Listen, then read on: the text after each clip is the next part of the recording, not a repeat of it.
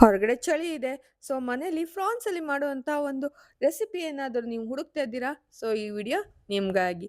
So ಫ್ರಾನ್ಸಲ್ಲಿ ಬಹಳ ಬೇಗ ಕ್ವಿಕ್ಕಾಗಿ ಮಾಡುವಂತಹ ಈ ಫ್ರಾನ್ಸ್ ಸುಕ್ಕನ ನಾನು ತೋರಿಸ್ಕೊಡ್ತಿದ್ದೀನಿ. ಯಾರು ನನ್ನ ವಿಡಿಯೋಗೆ ಸಬ್ಸ್ಕ್ರೈಬ್ ಆಗಿಲ್ವೋ ಪ್ಲೀಸ್ ಸಬ್ಸ್ಕ್ರೈಬ್ ಆಗಿ. ಈ ಫ್ರಾನ್ಸ್ ಸುಕ್ಕನ ಹೇಗೆ ಮಾಡೋದು ಅನ್ನೋದನ್ನು ನೋಡ್ಕೊಂಬರೋಣ. ಸೊ ಈ ಒಂದು ಚಳಿಗಾಲಕ್ಕೆ ಫ್ರಾನ್ಸ್ ತುಂಬ ಒಳ್ಳೆಯದು. ಸೊ ಇದನ್ನು ಹೇಗೆ ಮಾಡೋದು ಅನ್ನೋದನ್ನು ನೋಡ್ಕೊಂಬರೋಣ. ಫಸ್ಟಾಗಿ ಫ್ರಾನ್ಸ್ನ ನಾನು ಉಪ್ಪು ಮತ್ತು ಅರಿಶಿನ ಹಾಕೊಂಡ್ಬಿಟ್ಟು ನೀಟಾಗಿ ತೊಳ್ಕೊತೀನಿ. ಈ ಒಂದು ಫ್ರಾನ್ಸ್ ಸೈಜಲ್ಲಿ ದೊಡ್ಡದಿತ್ತು, ಅದಕ್ಕೋಸ್ಕರ ನಾನು ಚಿಕ್ಕ ಚಿಕ್ಕ ಪೀಸ್ಗಳನ್ನಾಗಿ ಮಾಡ್ಕೊಳ್ತಾ ಇದ್ದೀನಿ. ಈ ಒಂದು ಮಾರ್ಕೆಟಲ್ಲಿ ಈ ಫ್ರಾನ್ಸ್ ರೇಟ್ ಅಂತೂ ಇನ್ನು ಜಾಸ್ತಿನೇ ಉಂಟು ಅಂತ ನಿಮ್ಗೆ ಗೊತ್ತು. ನಾವು ಇದನ್ನು ಶಟ್ಲಿ, ಫ್ರಾನ್ಸ್, ಸಿಂಗಡಿ ಅಂತ ಕೂಡ ಇದನ್ನು ಡಿಫ್ರೆಂಟ್ ನೇಮಿಂದ ಕರಿತೀವಿ. ನಾವು ಮಲೆನಾಡು ಕಡೆ ಒಂದು ಕಡೆ ಕರೆದ್ರೆ, ಇನ್ನು ಮಂಗಳೂರು ಸೈಡ್ ಕೂಡ ಬೇರೆ ಬೇರೆ ಹೆಸರಿಂದ ಕೂಡ ಇದನ್ನು ಕರೀತಾರೆ. ಫಸ್ಟ್ ಒಂದು ಬಾಣಲಿ ಇಟ್ಬಿಟ್ಟು ಅದಕ್ಕೆ ಎಣ್ಣೆ ಹಾಕೊಂಡ್ಬಿಟ್ಟು ಹೆಚ್ಚಿಟ್ಕೊಂಡಿರೋಂತಹ ಈರುಳ್ಳಿ ಹಾಕ್ಕೊಂಡು ಒಂದೆರಡು ನಿಮಿಷ ಹುರ್ಕೊಬೇಕು. ನಾನು ಆಲ್ರೆಡಿ ಏನೇನು ಇಂಗ್ರೀಡಿಯೆಂಟ್ಸ್ ಹಾಕಿದ್ದೇನಂತ ಕ್ವಿಕ್ ಲುಕ್ಕಾಗಿ ತೋರಿಸಿದ್ದೀನಿ. ಆ ಒಂದು ಇಂಗ್ರೀಡಿಯೆಂಟ್ಸ್ಗಳನ್ನು ಹೆಚ್ಚಿಟ್ಕೊಳ್ಳಿ. ಅದಾದ ನಂತರ ಟೊಮೊಟೊ ಹಣ್ಣು ಹಾಕೊಂಡ್ಬಿಟ್ಟು ಒಂದೆರಡು ನಿಮಿಷ ಹುರ್ಕೊಳ್ಳಿ. ಬೇರೆಯವರು ಬೇರೆ ಬೇರೆ ರೀತಿಯಲ್ಲಿ ಮಾಡ್ತಾರೆ, ಆದರೆ ನನಗೆ ಅನಿಸಿದ ರೀತಿಯಲ್ಲಿ ನಾನು ಇದನ್ನು ಮಾಡ್ತಾ ಇದ್ದೀನಿ.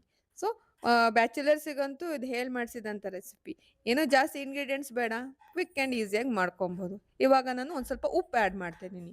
ಆಲ್ರೆಡಿ ತೊಳೆದಿಟ್ಕೊಂಡಿರುವಂತಹ ಈ ಪ್ರಾನ್ಸನ್ನು ಇದಕ್ಕೆ ಹಾಕ್ಕೊಂಡು ಒಂದೆರಡು ನಿಮಿಷ ಚೆನ್ನಾಗಿ ಹುರ್ಕೊಳ್ಳಿ. ಈ ಫ್ರಾನ್ಸ್ ಆಗಲಿ, ಚಿಪ್ಪೆಕಲ್ಲಾಗಲಿ ಅಥವಾ ಕ್ರ್ಯಾಬ್ ಅಥವಾ ಏಡಿ ಆಗಲಿ, ಇದನ್ನು ಎಣ್ಣೆಲಿ ಹಾಕಿ ಹುರ್ಕೊಳೋದ್ರಿಂದ ಅದೊಂದು ಟೇಸ್ಟ್ ಎನ್ಹಾನ್ಸ್ ಆಗುತ್ತೆ. ತಿನ್ನೋಕೆ ಮಾತ್ರ ಸೂಪರ್ ಆ್ಯಂಡ್ ಟೇಸ್ಟಿ ಆಗಿರುತ್ತೆ. ಸೊ ಎಣ್ಣೆಯಲ್ಲೇ ಅದನ್ನು ಒಂದೆರಡು ನಿಮಿಷ ಚೆನ್ನಾಗಿ ಹುರ್ಕೊಂಡ ನಂತರ ಅದಕ್ಕೊಂದಿಷ್ಟು ಅರಿಶಿನ ಪುಡಿ ಮತ್ತು ಉಪ್ಪನ್ನು ಹಾಕ್ಕೊಂಡು ಕೈ ಆಡಿಸ್ಕೊಂಬಿಡಿ. ಆಲ್ರೆಡಿ ನಾವು ಅರಿಶಿನ ಪುಡಿ ಮತ್ತು ಉಪ್ಪನ್ನು ಹಾಕೋದ್ರಿಂದ ಸ್ವಲ್ಪ ಪ್ರಮಾಣದಲ್ಲಿ ಹಾಕಿದ್ರೆ ಚೆನ್ನಾಗಿರುತ್ತೆ. ಸೊ ಒಂದು 5 ನಿಮಿಷ ಇದನ್ನು ಮುಚ್ಚಳನ ಕವರ್ ಮಾಡಿ ಬೇಯಕ್ಕೆ ಇಡಿ.